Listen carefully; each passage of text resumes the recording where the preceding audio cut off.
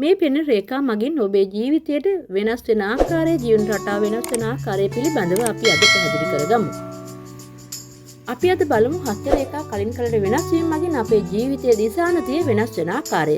පිරිමියෙකුගේ දකුණු අතින් සහ කාන්තාවකගේ වම් අතින් පිළිඹවන රේඛා විමර්ශනය කිරීමෙන් පසු ඔහුගේ හෝ ඇයගේ ජීවන තත්ත්වය හා අනාගතයේ මනාව නිරීක්ෂණය කරගත හැකිය.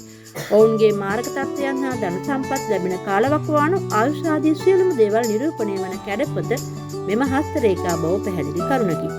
අටක පිහිටි මණ්ඩලයන් බෙදා වෙන් කර ඇති ආකාරයට අපේ ජීවිතවල සුභාසුභ පෙන්눔 කරගත හැකිය. මෙම හස්තයෙන් අපට පේනවා පළවෙනි අංකයෙන් බුධ මණ්ඩලය. අතේ සුළංගිල්ලට පහළ කොටස බුධ මණ්ඩලය වන්නේය. බුධ මණ්ඩලය මගින් ග්‍රහ ජීවිතයේ බුද්ධියේ ප්‍රකටත්වයේ කතිකත්වයේ විවාහයේ පිළිබඳවද බුධ මණ්ඩලයෙන් පැහැදිලි කරගත හැකි කරුණු ඉදිරිපත් වෙනවා.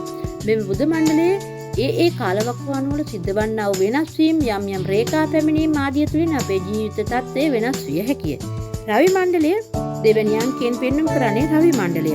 රවි මණ්ඩලය anu හිරු ඉතා රළුය ඉතා උෂ්ණ අධිකය. මෙම රවි මණ්ඩලයෙන් කීර්තිය ප්‍රශංසාව ගෞරව නාමය නම් නාමය දේශපාලන නායකත්වයේ කලා කෞශල්‍ය ඍජු බව මින් පැහැදිලි කරගත හැකිය.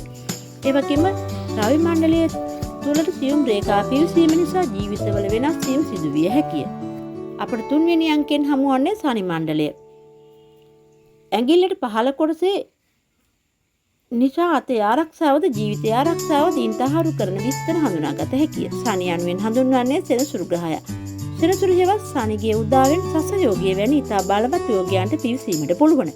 මෙම කොටස තුල කාලෙන් කාලයට යම් සියුම් රේඛා වෙනස් වීම හා පෙන්වීම කිරීම මගින් ඒ කාලවකවානු වල ධනලාභ, වස්තුලාභ, ආයුෂ, පිරිස් බලය, ජන බලය, සිවිල් බලයද තමා නොදැනුවත්වම හෝ ලැබෙන උසස් වීම ආදියද ලැබෙන බව පෙන්වීම කරන කරුණක්. ඒ වගේම හතරවෙනි අංකයෙන් පැහැදිලි වන්නේ ගුරු මණ්ඩලය. මෙම ගුරු මණ්ඩලය තුලින් පෙන්වීම කරන්නේ තමන්ට ලැබෙන ගරුත්වයයි. ගුරු මණ්ඩලයේ මත යම් කාලයකදී කතර ලකුණට අනුව රේඛා පිහිටීමක් දක්නට ලැබේ නම් මෙම කාලයේදී තමාගේ ගරුත්වය හීනවීම හෝ විනාශ වීම සිදුවන කාල පරිච්ඡේදයක් බව හඳුනාගත හැකිය. ගුරු ග්‍රහය ඊටම සෞම්‍ය මෙන්ම නිහතමානී ග්‍රහයකි. හංස යෝගයේ වැනි යෝග නාස්ත්‍රයේදී යෙදෙන්නේ ගුරු ග්‍රහයාගෙනි. දබර ඇඟිල්ලට පහළ කොටස ගුරු මණ්ඩලයේ පිහිටා ඇත.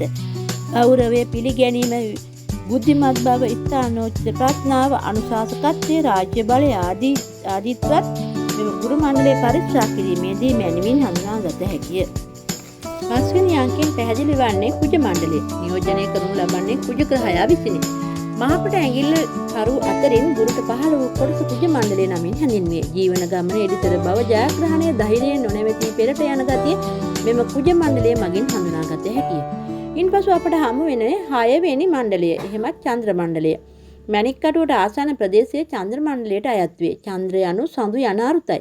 සෞම්‍ය යන වක්‍රෝත්තියත් පැහැදිලි වන මෙම කොටස ජීවිතයේ වාසනාවන්ත බව සටහන් කරන ප්‍රදේශයකි. සිත නිවනටත් පැහැදිලි කර ගන්නටත් මංගලයෝග උදා වෙන කාලයන් මෙම චන්ද්‍ර මණ්ඩලයේ පරික්ෂා කිරීමෙන් පැහැදිලි කරගත හැකිය. 7 වෙනි මණ්ඩලය කිවි මණ්ඩලය.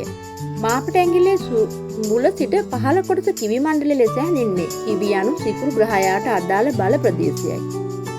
කිවි මණ්ඩලයේ නාදරයේ පිළිබඳව අනාවරණය කරගත හැකිය. පෞල් බලය, සිතේ සැහැල්ලු බව, විවාහ ජීවිතය පිළිබඳව පැහැදිලි වන ස්ථානයකි මෙම කිවි මණ්ඩලය.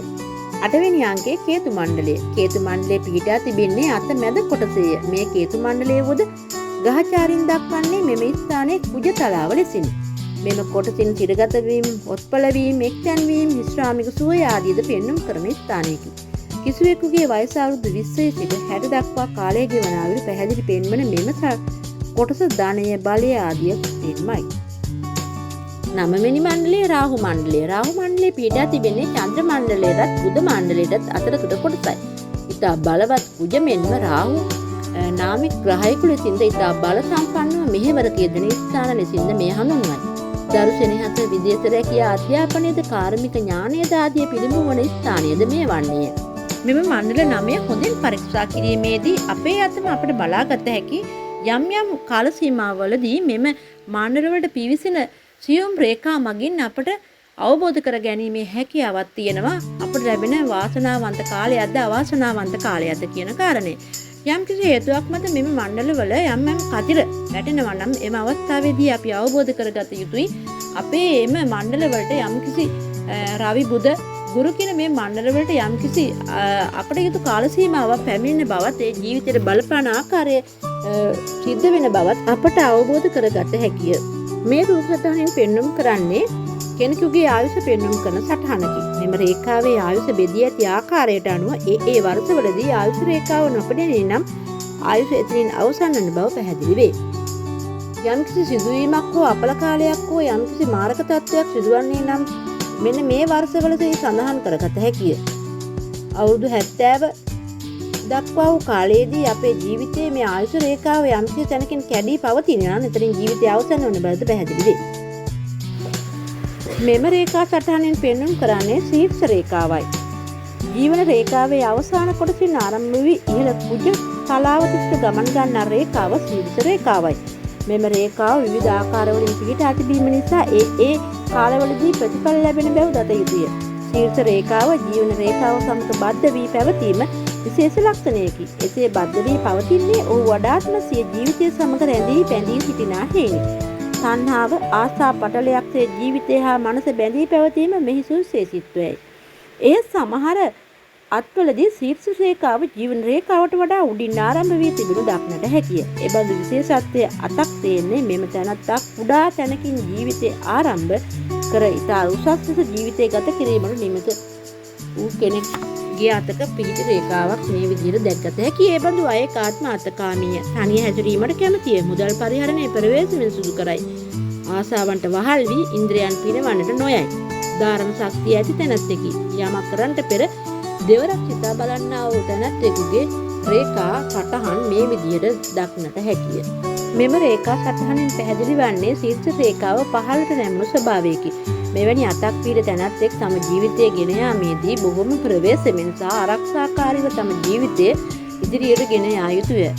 ශීර්ෂ රේඛාව උඩ අතර නැමුණු ආකාරයක් මෙම රූප සටහනෙන් පෙන්වුම් කෙරේ. මෙබඳු රේඛාවක් තිබෙන විට ඉතාම හොඳ බැව් මෙන්ම සුදු බැව් වටහාගත යුතුය. එබඳු රේඛා පීඨ ඇති අය නිර්ලෝභීය, ත්‍යාගවන්තය, හොඳ හිතක් ඇත්තේය, අව්‍යාජය, වරද දුරු තැන කිපෙන ගතිය ඇත්තේය, සාමාන්‍ය ඍජු තීරණ ගන්නා බව පැහැදිලි වේ. මෙබඳු ආකාරයේ වෙනස් ශීර්ෂ රේඛාවක් තිබෙන තැනැත්තෙක් බොහෝම නිර්භීතව තමන්ගේ ජීවිතය පවත්වාගෙන යන ආකාරය පැහැදිලි කරගත හැකියි. මෙම රූප සටහනෙන් පෙන්වුම් කරන්නේ ජීවන රේඛාව මුදුනේ සිට බුද මණ්ඩලයේ හෝ ඉහළ කුජ තලාව දක්වා ඍජුව පිහිටි ශීර්ෂ රේඛාවකි. මෙබඳු අත් ඇත්තෝ කාමාශාවන්ට කැමැත්තක් නොදක්වති. එහෙත් බොහෝ කපටිකම් දන්නා කෙනෙකි. කෙනෙකුට නොරැවටෙයි. මිල මුදල් වලට ආසා කරයි. සිය පවුලට ඇලුම් කරයි. වෙස් මාරු කිරීමට දක්ෂතාවයක් ඇත. චිත්ත පෞරුෂයක් ඇත. කියන දේ කරන දේ කියන ගතියක් ඇති තැනැත්තෙක්ගේ රූප සටහනක් අතක සටහනක් මේ විදිහට දැකගත හැකියි. මේ රූප සටහනෙන් පෙන්වුම් කරන්නේ කෙනෙකුගේ අතක හෘද රේඛාව මැද ඇඟිල්ලට වැටි ඇති ආකාරයකි. මෙවැනි මැද ඇඟිල්ලට වැටි ඇති රේඛාවක් ඇති පුද්ගලයෙක් ඉතාමත් ප්‍රෞಢ කෙනෙකි. සාමාන්‍යයෙන් අහංකාර ගතිය ඇති, පාලනයේ දක්ෂ, එඩිතර, චරිතවත්, සැමියාට හෝ බිරිඳට උසස් ලෙස ආදරය කරන චරිතයක් පෙන්වුම් කරයි. මෙවැනි අස්ලියක් තියෙන කෙනෙක් ඉතාමත්ම වාසනාවන්තයි. අද අපි රේඛා කීපයක් පිළිබඳව අපේ අතේ පිටලා තියෙන ආකාරය පිළිබඳව පැහැදිලි කරගත්තා. ඉන් අපේ ජීවිතේ ලැබෙන දේවල් පිළිබඳවත් නොලැබෙන දේවල් පිළිබඳවත් වාසනාව අවාසනාව පිළිබඳවත් පැහැදිලි අවබෝධයක් ලබා ගත්තා. ඉතිරි පාඩම් වලදී ඉදිරි රේඛාවන් පිළිබඳව මම ඔබට ඉදිරිපත් කරනවා. ඔබේ අත බලා ගැනීමට අවශ්‍යතාවයක් තියෙනවා නම් ඔබේ අතේ රූප සටහනක් WhatsApp මගින් මගේ WhatsApp අංකයට යොමු කරන්න. ඔබේ අතේ ඇති රේඛා පිළිබඳව අවබෝධයක් ලබා ගැනීමට අවශ්‍ය නම් පහළ ඩිස්ක්‍රිප්ෂන් එකේ දාලා තියෙනවා මගේ WhatsApp අංකයට පණිවිඩයක් යොමු කරන්න.